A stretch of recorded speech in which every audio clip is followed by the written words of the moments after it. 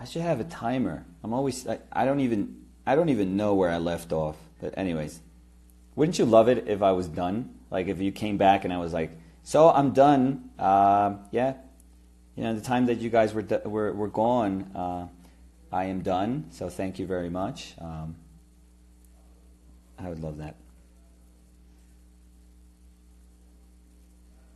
So I'm doing the shadow areas for her little sort of pajamas. And I'm using my primary colors again, but I'm not going for the warmer red, I'm going for cooler. It's a little bit warmer on the light side, but not that much. It's actually cool, all around cool. Like the last painting I did of my son, I thought about just having a cooler palette for this one. But I want to have some nice, rich areas of color, so we'll see how that goes. But yeah. What's wrong with Liverpool? Ha ha ha. Nothing. What are you talking about? What is wrong with Liverpool? I have to admit, but I was an Arsenal fan. When they were unbeaten. Since they were unbeaten, I've been an Arsenal fan. The Dennis Bergkamp days. That was crazy. It's one of the best football teams in the world. But now Wenger has just lost his mind, and it's a shame. It's a damn shame because it's a wonderful club. But since the final of Istanbul, I've been a huge, because I'm not British, so I have no qualms about liking different teams. So, I have no brand loyalty. So I very much so enjoy the way Liverpool plays now. It's one of the most exciting teams in soccer, in football today. Mo Salah is one of the coolest football players ever. So yeah, no, there's nothing wrong with Liverpool. Nothing. Vamos a la pintura, por favor. Yeah, no football talk. I don't know why. Usually, soccer and painting they don't go together. For some reason, artists are like, could you just fucking shut up about soccer and just keep painting? I'm listening to you on a Saturday morning. I don't want to fucking hear about football. For some reason, I am a huge fan. I think I enjoy it at the same level as painting. So I'm sorry, but that's me. That's just me. So for the light side, for all you football haters, for the light side of her pajamas, I'm using the same mixture, but I'm adding just a little bit of white. Just a little bit of white. And I don't want to be too respectful of that edge, that sort of edge I had given the hair, because I don't want my brushstrokes just to barely touch that hair. I want to go, almost like inside that brushstroke also.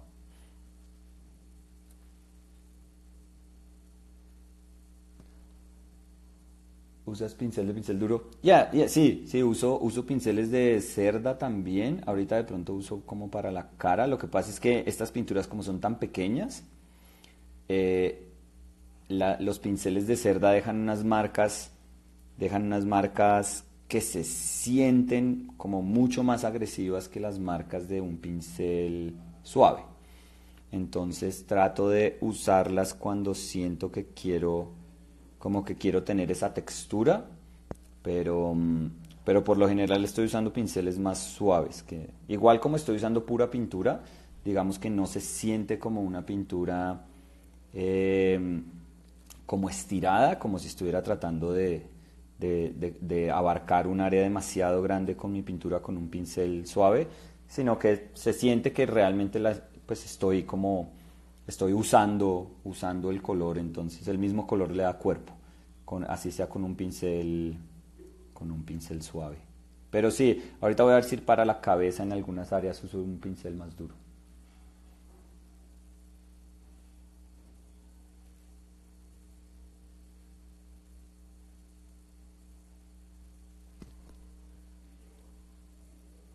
So again, I'm using the same mixture, same colors, just adding a little bit of white to that mixture so I can get it a little bit lighter. That doesn't work all the time, but sometimes it works. Like what I'm describing is using the same mixture for light and shadow. It doesn't quite work all the time. In fact, I would say that it probably works less time than when it works. But for this one, I can get closer. I can get pretty close to what I'm looking for if I do that. ¿Qué tipo de pintura estás utilizando? ¿Por tipos marca te refieres o qué será? Si es marca, distintas marcas. Hay es óleo. Bueno, es óleo. Si te referías a eso, es óleo. Y marcas distintas. Sí, yo no pongo mucho problema con las marcas de pintura. How do you avoid when mixing white to get those dirty colors? Yeah, it's not white's fault. No. The thing, what we kind of wrongfully accuse white for is an overuse of white in our part. And it kind of comes from us thinking, in the same way that I said, people sort of demonized black for thinking that its sole purpose was meant to be used in shadows. The same could be said about white. So people unconsciously equate light with white. So if you, like me, have taught for many, many years people how to paint, the way they express what they want to do with color or while they're mixing can give you almost like a perfect sense of how people think, and how people think interferes with what they're doing, in the palette. So many people, when they refer to light, they sometimes blurt out, "Oh, I love that white." They'll say stuff like that, and maybe they say it like if you stop them right there, they correct themselves and they say, "Oh, I'm sorry. No, I meant that light."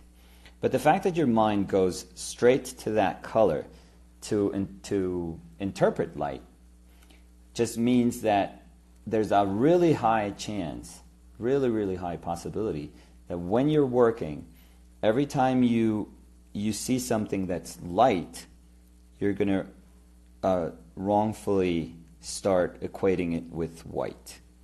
And what happens there is that you start abusing that white color every time you think about lightness. Every single time you think about lightness, you're going to say, well, I have to go to my white to lighten that mixture. But what you don't realize, and hopefully this kind of shows here, is that that color is very light too. Yellow is light. The cadmium red is light. And these are actually probably the same value, which is the darkest value. So every time you put some cad red into your mix, that's going to make it lighter. Every time you're going to put some yellow into your mix, that's going to make it lighter. And obviously, every time you put some white into your mix, it's going to make it lighter. But you have to stop thinking that this is your only way to make things lighter. That's very, very limiting. So you have to strip the idea that you have of this color meaning something. It doesn't mean anything. A color doesn't mean anything by itself. It means something when put against other colors.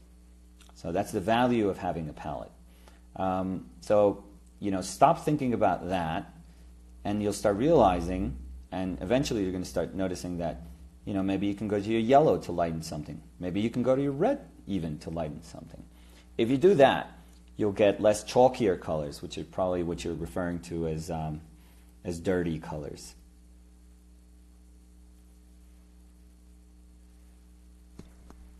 When it lightens, it saturates the color. Yeah, obviously. But if you need, but that's a saturation problem. You're not going to have like a value problem. You're going to have saturation. But you can deal with saturation afterwards. But usually when you sort of muck up your color mixing is because every time you see something that's light, you're not kind of contextualizing how light it is.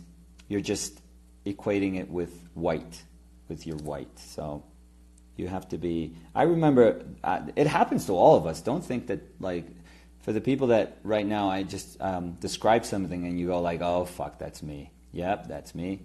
It happens to all of us. I remember one time I was doing it like crazy in school, and Max just took my white away from my palette. He like scraped it off, and he put it back on, and he put like this pea-sized little bit of white. And I was like, what, are you crazy? And he's like, no, use that. You know, there's more than enough there for you to paint. And the truth is, there probably wasn't enough. But his point was like, I had to try and find alternatives to make something lighter. Parece otra persona en inglés.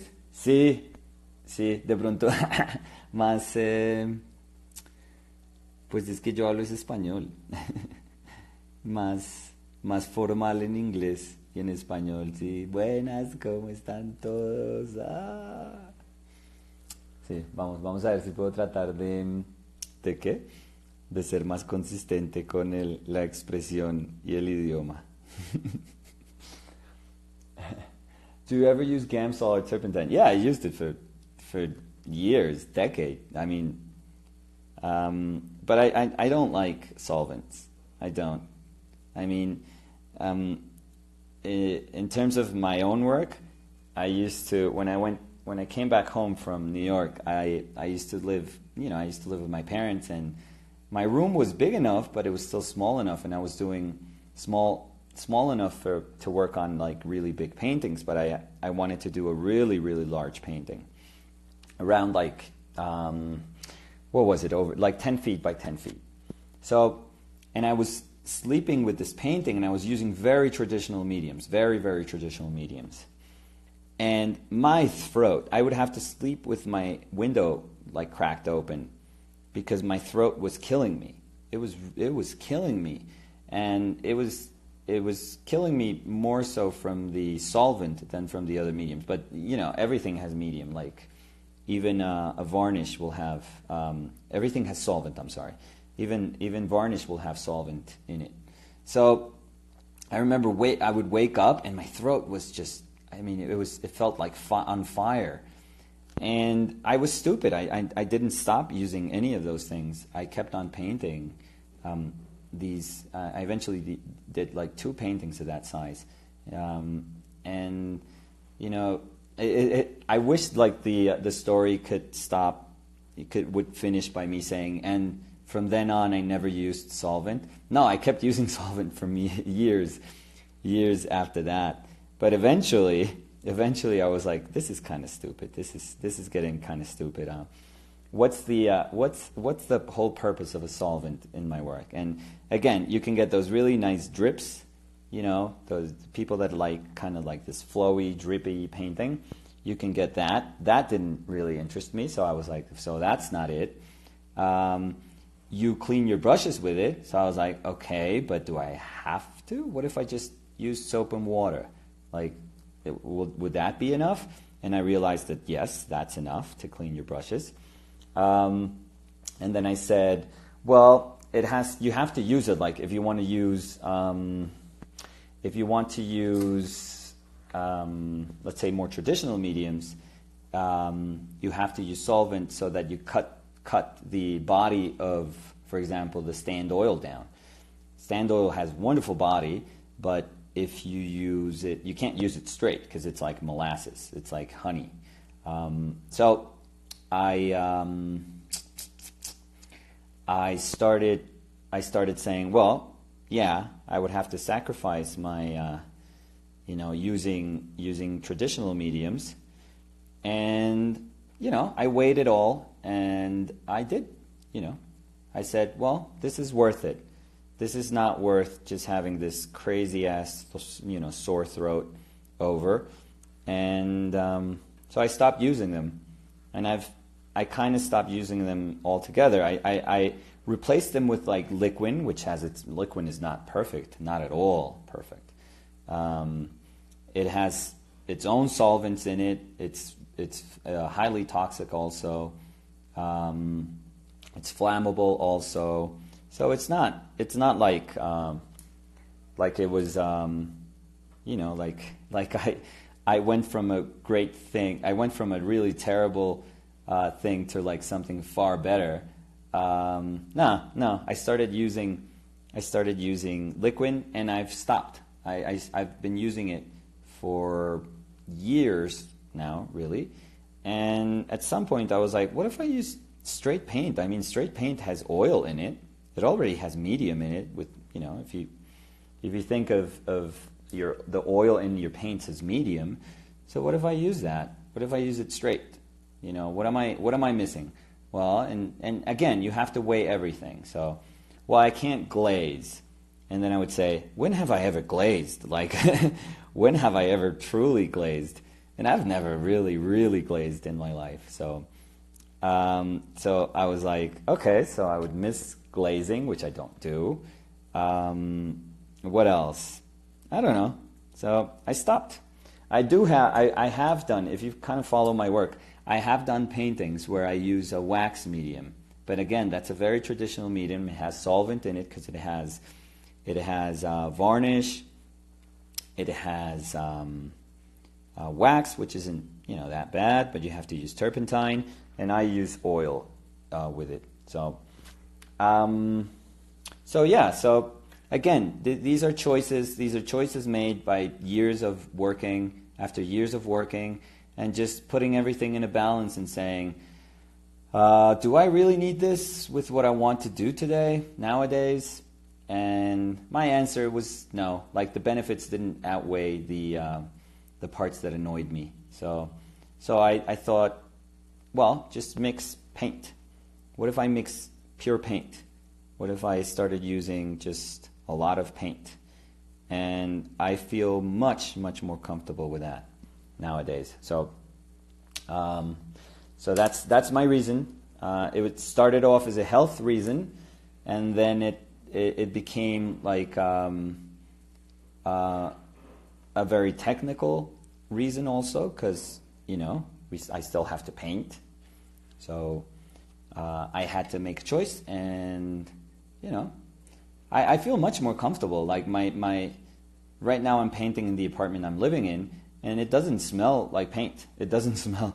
Before, you used to go into my house and it's like, whoa, the painter lives here. It's like, whoa, that's because Domar varnish is so aromatic, and turpentine can be so aromatic, and it's so volatile that of course it's going to smell like crazy. But nowadays it's just, it's just a house, and that's it.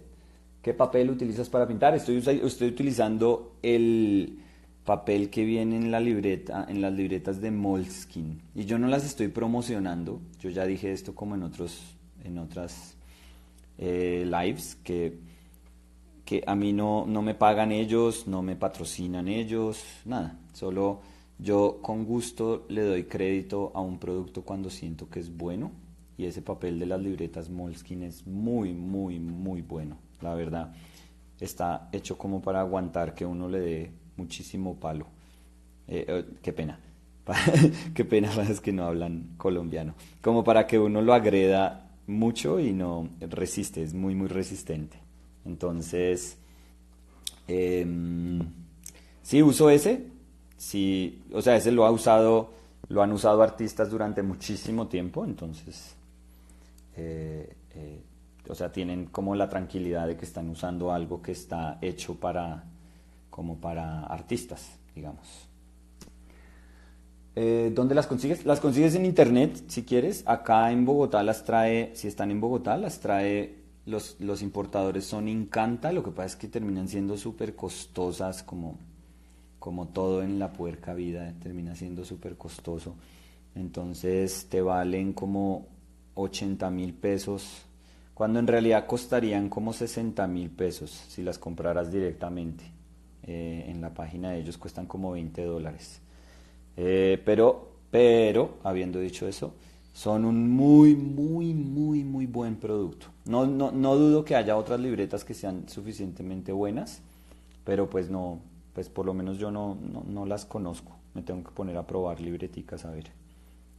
Si me quieren sugerir alguna, buenísimo. So I'm saying that if you guys want to suggest like different, if in your experience, like there's awesome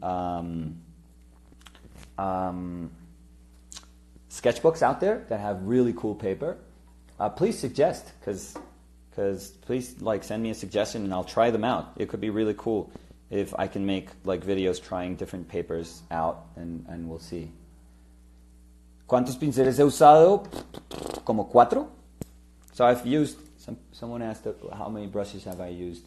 So the flat synthetic, round sable, filbert mongoose, and flat, I think it's sort of a bright, because I just bought some more of these very good Da Vinci Maestro 2 brushes, but this one feels like a longer filbert. So if you can see the difference. Look at that. That's new and that's old. It feels a little bit longer. Or maybe I have used all that brush. You know, I have used most of it too. That could be the case. But I need to try it out. Hola, Juan José. Nico, I miss you.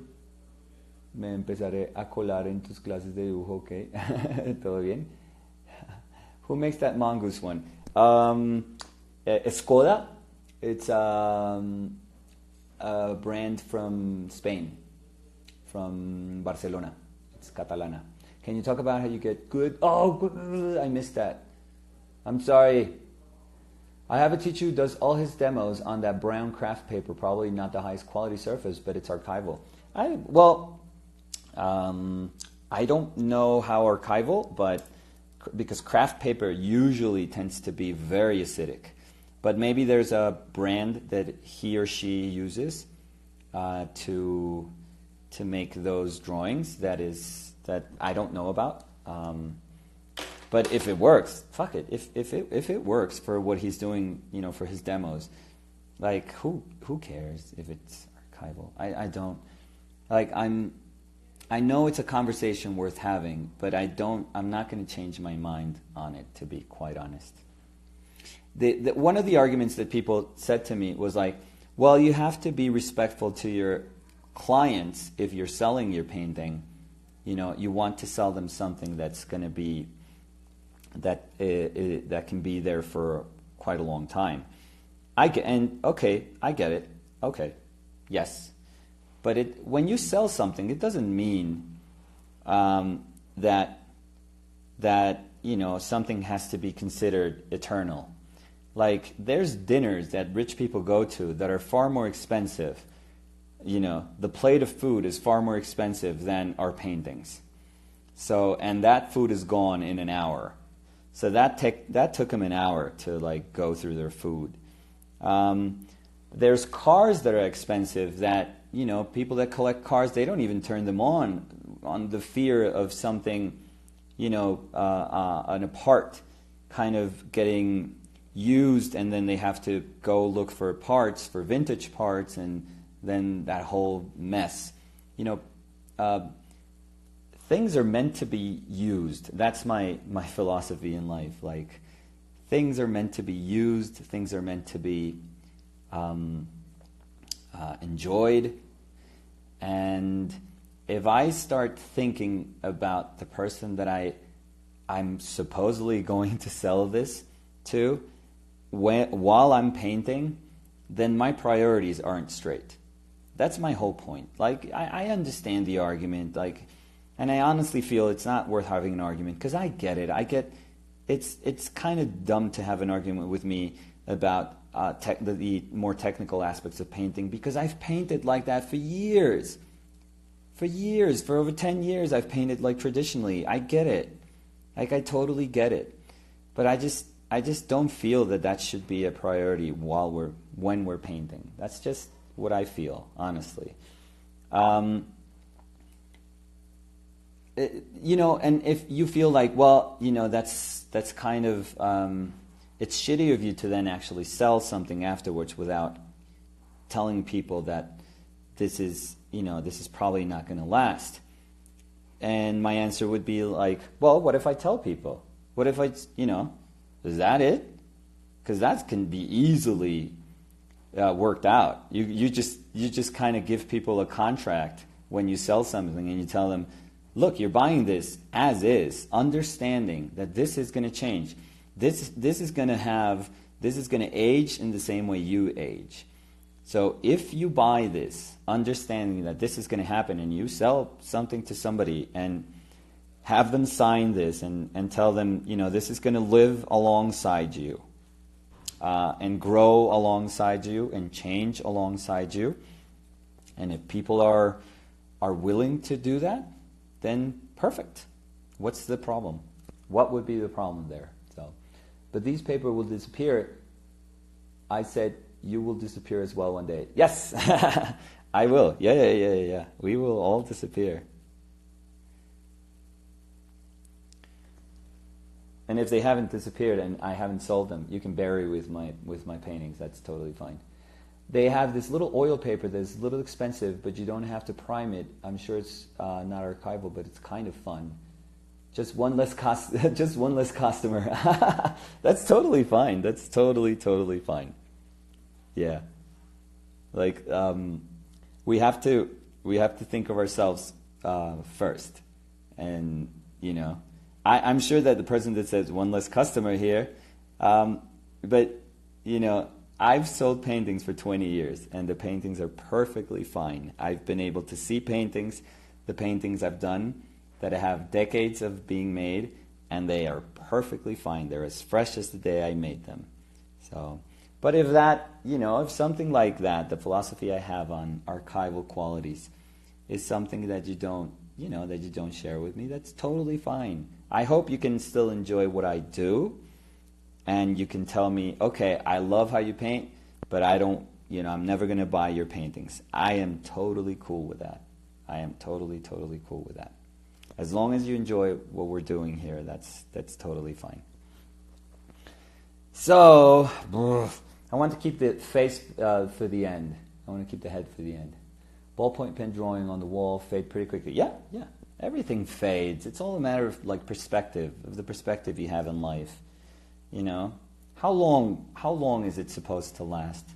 Millions of years? Like how long would it be fine for it to last? How many generations in your family? For how long? It doesn't. I don't know. It's one of those things that in life you make a choice, and in my life I've made the choice, and it doesn't matter to me, honestly. It really doesn't. I enjoy painting. I enjoy this moment way too much for it to be affected by that thought. So I love what you paint, but I probably can't afford it. If you ever see me in your life, just ask me if I can just give you something for free, and I will. Whomever asked that question, whomever said, oh, I'm sure I can't afford it, I'll give you something for free, don't worry about it. It doesn't, I'll be sure to give you something that lasts forever.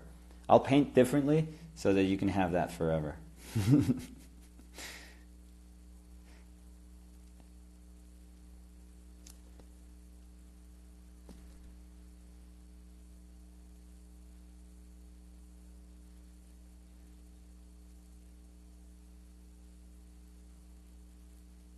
So now I'm going for this little kind of funny hat. What do you think about postmodern art? Postmodern art. I enjoy wherever art comes from if it moves me. So, it could be a performance or an installation, an in situ installation, or it can be ephemeral art, or it can be sort of a collective experience, or it can be a social experiment, or it can be anything that if it moves me and I enjoy it, that's my measure for it. So I think it's totally fine. I don't believe that art should remain static ever, ever, ever, ever.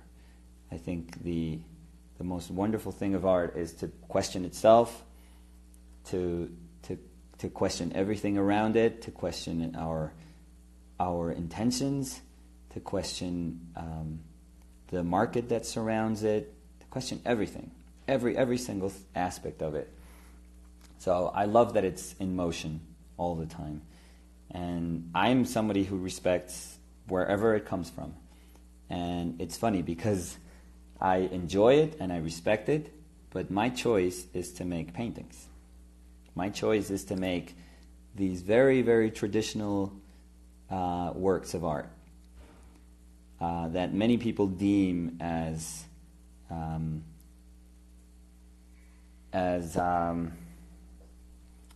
worthless now, obsolete. They don't have impact, voice, that they ran its course, that there's no conceptual venues that haven't been explored historically. What else have they said about painting? Yeah, but that's my choice. So, and I feel totally cool about it. I always say kind of jokingly that, you know how before there used to be these debates at the Whitney Museum where they would confront like two people from, two different beliefs.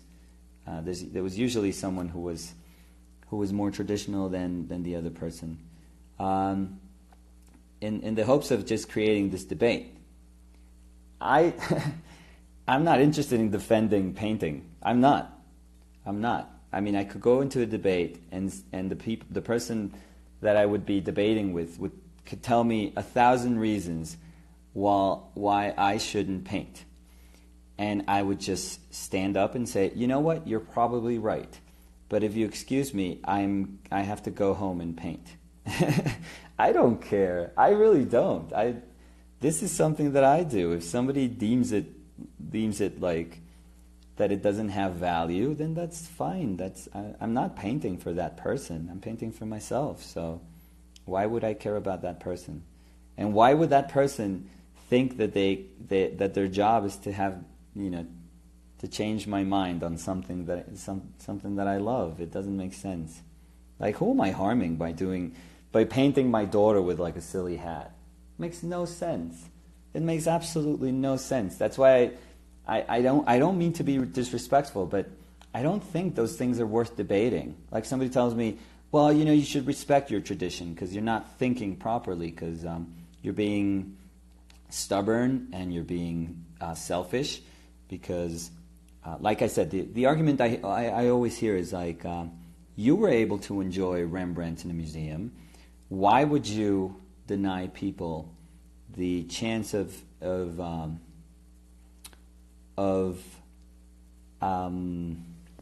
enjoying your work centuries from now? First of all, I'm no Rembrandt, so let's start there. So that one is very easy to like. Second of all, why would I ever feel that? I think it's such a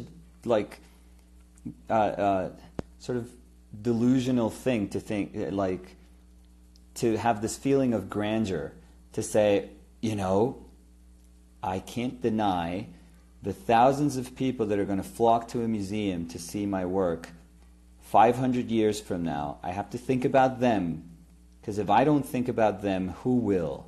That is so stupid. That is so stupid. I don't think about those things. I don't. And if you think they're valuable, that's totally fine. Like, I respect you for that. That's your life. Lead your life the way you believe you should lead your life. I don't. Who knows how kids are going to be consuming art 500 years from now? My God, how dare we think that we know how people are going to understand art and understand paintings, 200, 300 years from now? What if they get scanned and you get, 500 years from now, what you're seeing is like, you're never going to see an original painting again, but you're seeing some sort of hologram or some sort of weird shit because maybe all that stuff got destroyed or they have in some vaults or whatever. And now they have these paintings like these Rembrandts that they scanned in and you can actually touch, and you can, it's not a museum where you get guards ready to tase you if you walk right next to a painting, which is so stupid and I hate it. And where you can't take photographs, where art has become such a thing that's elitist thing. It's for the few. Like paintings are for the few. You can respect it, but from far away. The Mona Lisa is underneath like the probably the thickest bulletproof glass that human beings can make. It is so ridiculous. It is so stupid. So stupid. Hopefully, my kids, if not their kids or next generation after that, can enjoy art and can understand that it's something that is close to their lives, not something that is underneath, like behind closed doors, that rich people have to finance. Art was meant to be part of your life, not secluded from your life. So like I said, it's not one thing. I don't believe, and I think all of this has to do with the same. Like my position on not caring that much about being archival, it's not negligence on my part and just turning my back on like technical aspects of painting that have been proven by centuries. It's not that, please. It's a bigger thing. It's something that's far bigger than that, I feel. But again, if you're not, if that doesn't float your boat, that's fine, and if you want to keep doing paintings with rabbit skin glue and some sort of,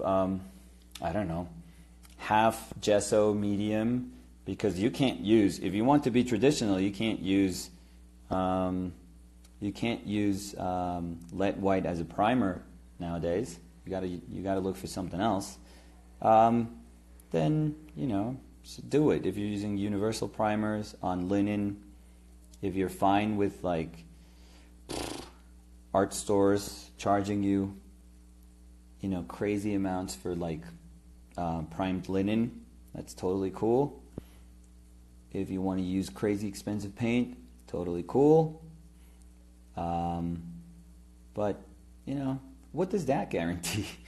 Like, what does that guarantee? I made this ugly ass painting that's going to last forever. Oh, thank you. Humanity thanks you. That is, God bless you. Fuck. Great. We have to look at that forever. Great. Thanks. I'd much rather have something that's beautiful and it has a short life. And, you experience it and that's it. There is something fascinating about that. Like that total eclipse last year. Like people were going crazy, and I'm sure it's going to be a really incredible experience for the people that were able to see it. But, it just happened for a very specific, period of time. And that's cool. There's certain things are meant to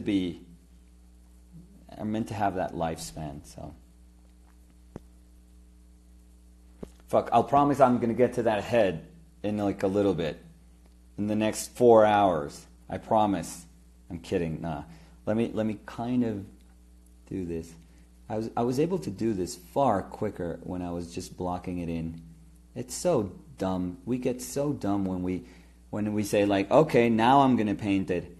It's like we clench our butt cheeks and we start painting like we're somebody else. Fuck. When I was doing the color thing, I didn't care. I was just flying, putting color down, and I didn't. Now I'm like, oh fuck! It's a little cap. It's a little hat in the shape of a cat. I got to be careful. God, we're so much bolder when we don't care.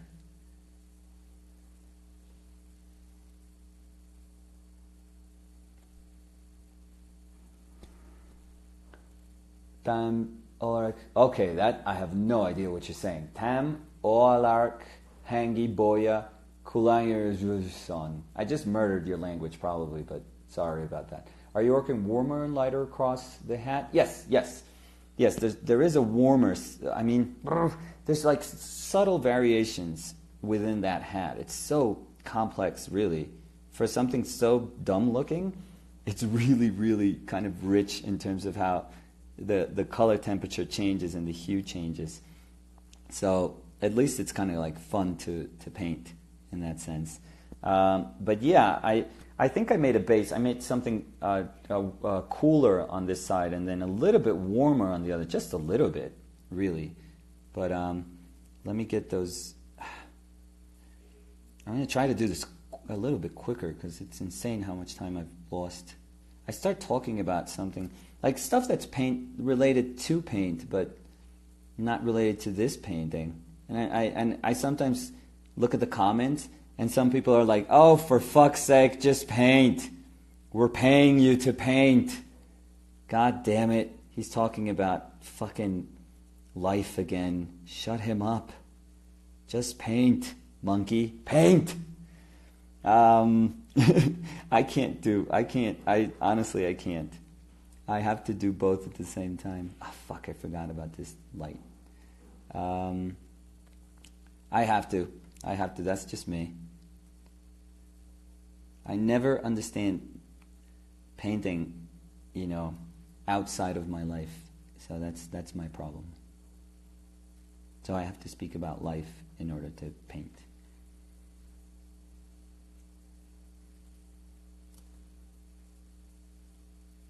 But yeah, I haven't been the most efficient today, honestly. No, habla también. Cool. What do you say you used to prime your sketchbook pages with?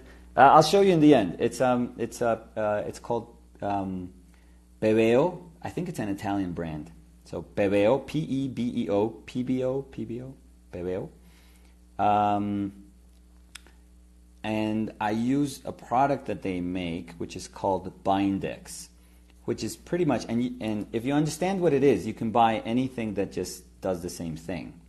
Brands are dumb. If you know what it is, then you just buy whatever equivalent you can find, in your area, and that's totally fine. So what it is just a transparent acrylic medium. It's a binder, so it's the medium for the acrylic. Your acrylic paints, if you paint with acrylics, they are pigment in an acrylic binder. That's why they are called acrylics. Or oil paints are pigments that, the thing that binds them is oil. It can be linseed oil traditionally, or safflower oil, or, other people use other oils. But so if you just buy whatever you can find that says acrylic binder or medium, acrylic medium, transparent acrylic medium.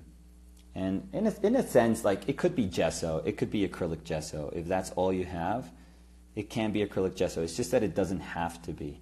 And for example, if, like me, you want to do a drawing and then just put that thing on top without even fixing the drawing, without putting fixative on your drawing, then you can, and it's totally fine.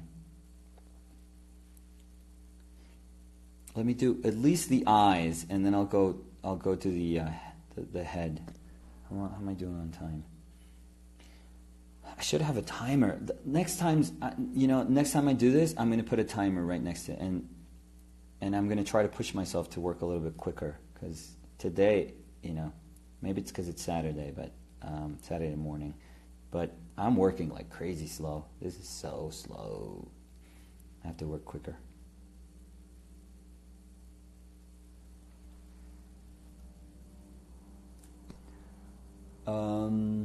Primero, ¿no arruga el papel? Sí sé. Yo lo que les he comentado es que el papel es frágil, pero también es muy muy fuerte. O sea, es una superficie que aparentemente es frágil. Inicialmente se presenta como algo muy frágil, o sea, que tú lo coges con las manos y lo puedes romper fácilmente. Pero el papel tiene como una vida también como súper sólida. O sea, el papel se puede deformar y si tú le das tiempo, él vuelve y se conforma a su estructura original.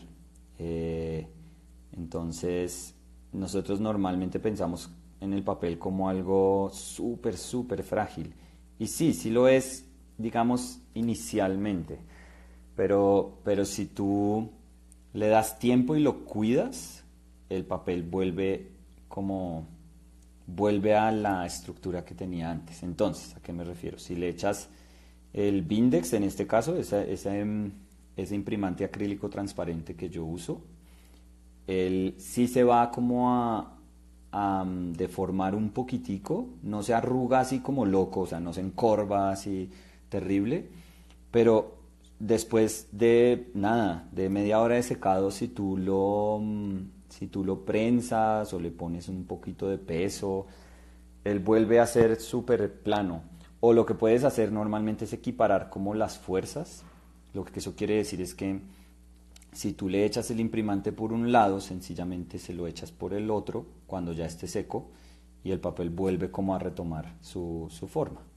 Y como es en una libreta, y como la libreta tiene como una estructura porque está cosida y tiene un lomo, eso también ayuda a que no se deforme por completo, a que digamos que las esquinas no se deformen.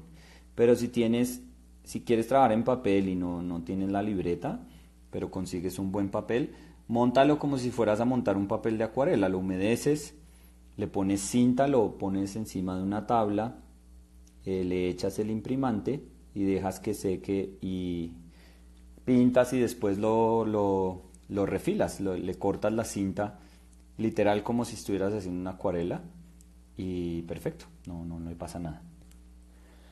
You unfortunately can't hide the chat. I hope Instagram fixes this soon. I know, it's so annoying, and I'll try to find a better place for... I always want you guys to see my palette while I'm working. That's the sole reason that I have this kind of longer setup, and because I have to also... the video is meant to be vertical, so that's why, the possibilities are limited also on my end. But we'll try to find better ways to do this, I promise. Okay, for fuck's sake. Finally, I can do a head. Holy shit. Oh no, see? I missed that part too. Fuck me. Let's do this little area and then we can go. I need more yellow too.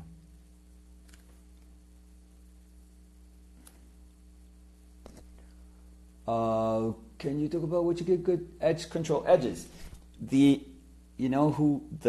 I hope you guys have seen it. Gregory Manches is an illustrator, like a very, very traditional illustrator that I used to look at a ton in school. He's still like a fantastic painter.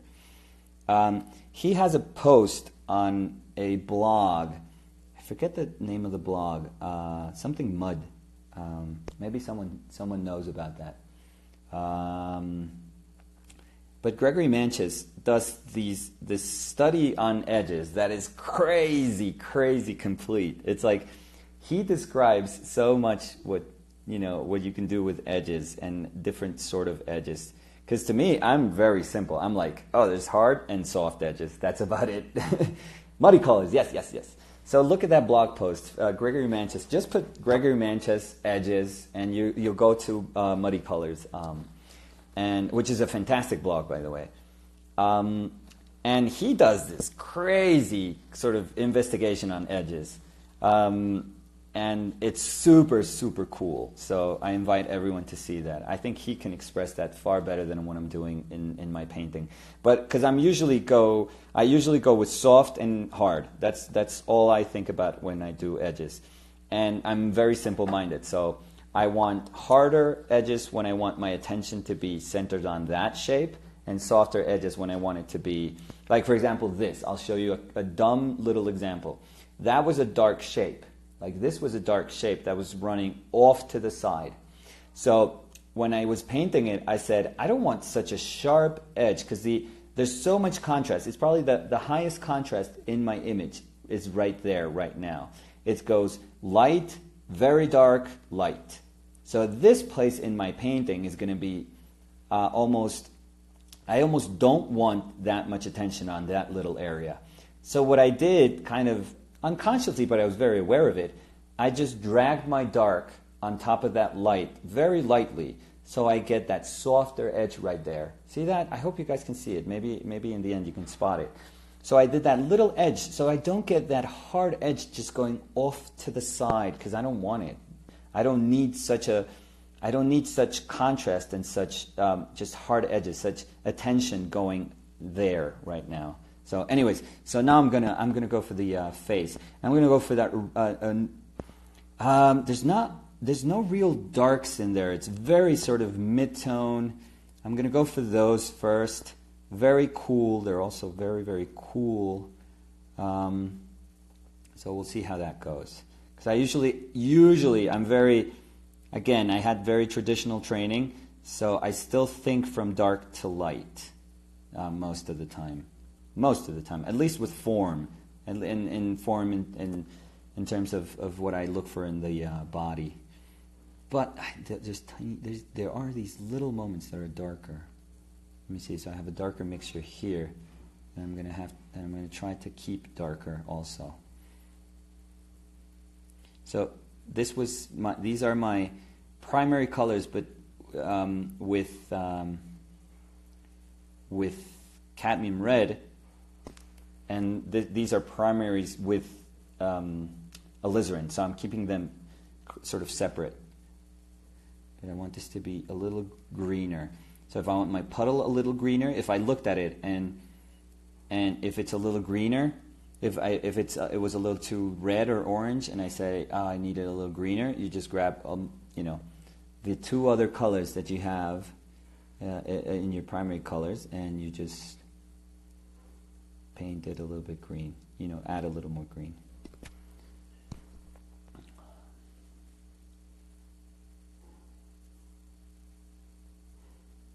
Even if it's the face, I have to remember to still be bold about the way it's being painted, because it would look so stupid if I started to pull out like a tiny little brush just because I got to the face, which I'm going to do in like 10 minutes, but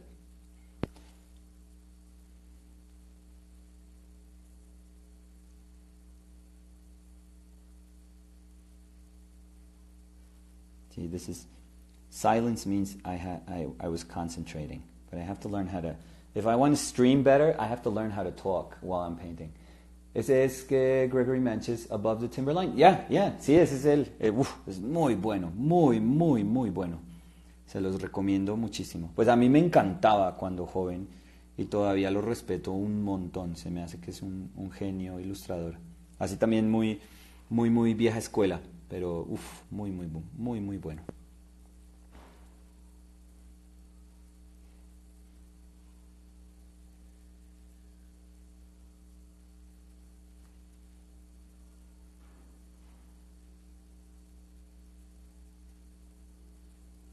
So I want to spot the dark of the eyes, but I have to remember to not work around those darks. I have to make them part of the socket. So I want to mark them so I can sort of find my way. I don't get lost with my drawing right there, but I still have to, I still have to be kind of bold while I'm painting. Because I don't want it to feel like super tight just because I got to the eyes. It's kind of dumb.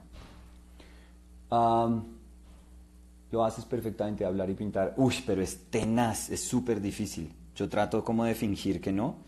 Buah, es súper difícil.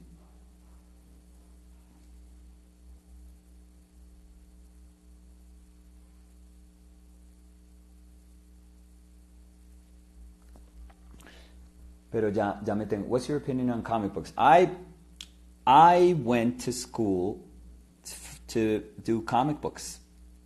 I went to school for cartooning. I wanted to do comic books. I was going to either go to the Joe Kubert School or to SVA. And my dad was like, well, it's New York. Why don't you go to SVA? but I was adamant about doing comic books. And my first year, I was, what I wanted to do was comic books, and I suddenly met all the people that actually were good at doing comic books. And I was like, oh shit, I'm not really that good at this. I thought I was good, and I thought I saw myself as somebody who was good at it, but I wasn't good. And some of those people were like crazy cool and talented. And they were actually better at, than me at telling telling a story, like narrating a story visually, like visual storytelling.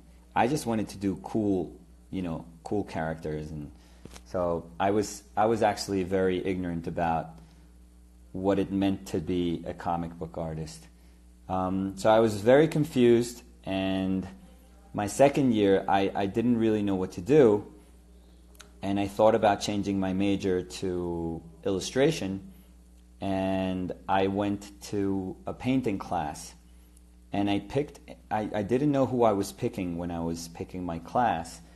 And I happened to pick Steve Assell's class without knowing. It was like, okay, this class is on Mondays.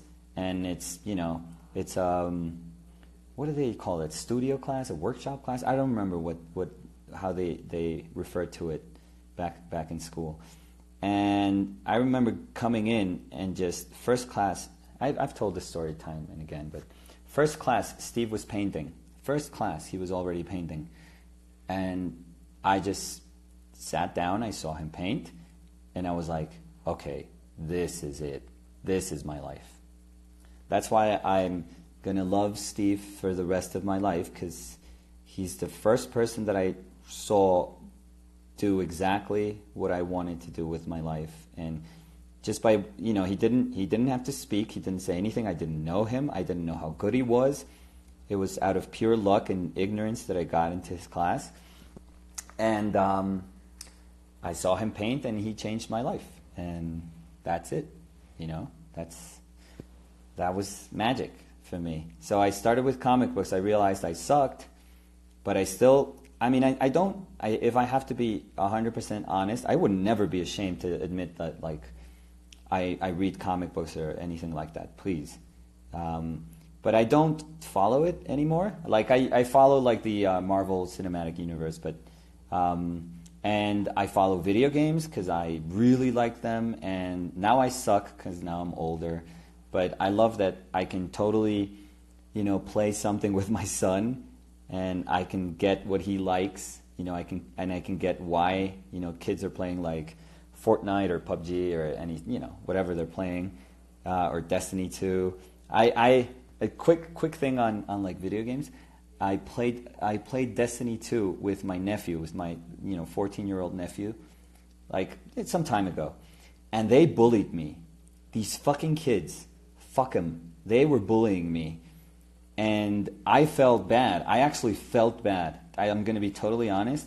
I told them, we were playing, we were trying to do a raid, and I had to tell them that I had to go, that I had some stuff to do. But the reason I left is because they were making me feel like shit. So fuck them. Fuck these 14-year-olds, idiots. I was like, I could beat you. If I saw you on the street, I could beat you. I've probably had more sex than you had, idiots. Stupid idiots. But yeah, so that was me trying to get into video games again with my nephew, and it was terrible. But with Danny, I think she's in the chat, we played Cuphead with Danny. That is a fucking incredible game. That is art. That is pure art. If you guys have never seen Cuphead, and if people think that video games are stupid and dumb and Trump blames them for violence, please look at Cuphead. You'll see what these two brothers and one of the brothers' wives did for that video game.